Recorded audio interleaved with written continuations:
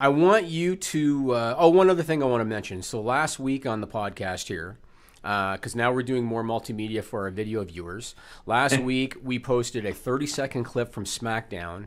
I forget the gentleman that posted it on Twitter originally, but we posted a 30-second clip from SmackDown, and it showed something like 34 camera zooms and cuts in a span of like 30 seconds. Matter of fact, some people on our social media, when they saw that, said, "Is this real?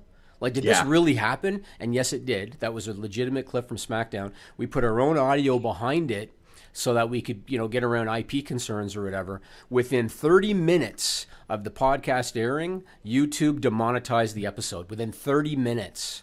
And I wanted to mention this because a lot of people these days, they're choosing alternatives over YouTube, such as Patreon.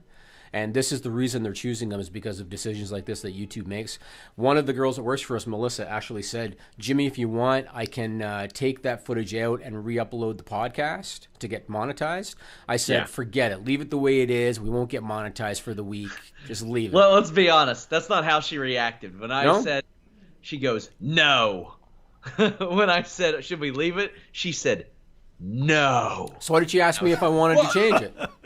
Well, because you're the boss, Jimmy. Oh, all right. Well, I said no. She said it in the group chat, and then you were like, "Just leave it." Yeah, just leave it. And in my mind, I'm like, "Thank God, that's so much editing." Yeah, no, and it told a better story the way it was. Yeah, so there's a lot of issues with that. We had Anna Bauer go to the New Japan Perth show recently, and a part of the deal in her covering that, we pay people to cover events like this, was she would get us some clips and stuff. After she sent one in, I had to be like, "Whoa, don't send any, don't publish any on your page, or else you will get copyright strike after copyright strike." What WWE sent us was basically a soft copyright claim, where they don't remove the video. They leave it up, but they take the profit from the video, essentially. At least that's how I'm under the understanding that it works. New Japan has a bot that goes through and just tracks down anything that could be perceived as theirs and flag it and then copyright strike it. Keep in mind, we were credentialed media in New Japan Perth. I went through their PR department to get Anna there, to get her where she was, and to provide media and coverage. And it was like a 2-minute clip that featured no wrestling, and it got copyright strike. But I'm happy to announce that moments before we went on the air, YouTube was like, "Nah, son. Get your video back."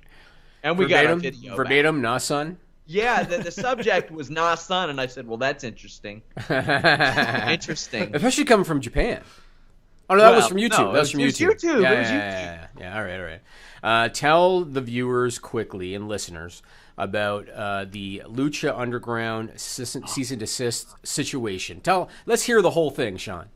So Ryan Satin of Pro Wrestling Sheet a couple of weeks ago ran spoilers for Lucha Underground. Now, to go and attend Lucha Underground, they make you put away your cell phone and sign a non-disclosure agreement, which is commonplace. If you've heard of one lately, you're probably talking about a porn star and Donald Trump. But they do it for wrestling too, apparently. I do it all the time, actually. I do NDAs all the time. Of course, yeah. But, I mean, in a grand scale, that's probably where a lot of our readers, viewers have heard of them recently. But wrestling in 2018, they're doing it because Lucha Underground is in this episodic format, and they tape and then they film and run shows over the next year and a half. Lucha Underground sent Ryan Satin of Pro Wrestling Sheet a cease and desist for running that, and demanded that he reveal his source, and tried to somehow hold him to an NDA that he never signed. And tried to get him to turn over his source that presumably did. Well, I'm here to let you guys know that your boy has the next set of spoilers, and we're going to run them on Fightful.com because we don't give a shit. No. Tell the truth. The truth. I have the most powerful lawyer in the world, me personally. Yeah. And I don't care. The truth is, Sean said to me, "Can we run them?" I said, "Yes." He said, "What if we get a cease and desist?" I said, "I don't care." That's the truth. That's not necessarily the truth. That is the truth. I was sitting there saying, "Come get me at the 2323. Yeah. You'll go find me. Yeah. My office is off to the left as soon as you come in the door." There is a such thing as freedom of speech, And Ryan Satin did nothing wrong. If someone wants to give him information, that's on them. And I have no issue with this whatsoever. I have a very powerful legal firm, and if they want to send me cease and desist, by all means. Not only will I be happy to receive it, I'll frame it, put it on my wall. So it's all good. Would it be next to your Ed Nordholm picture? Where is that? Come on. Proudly displayed. Yeah, there it is right there, man.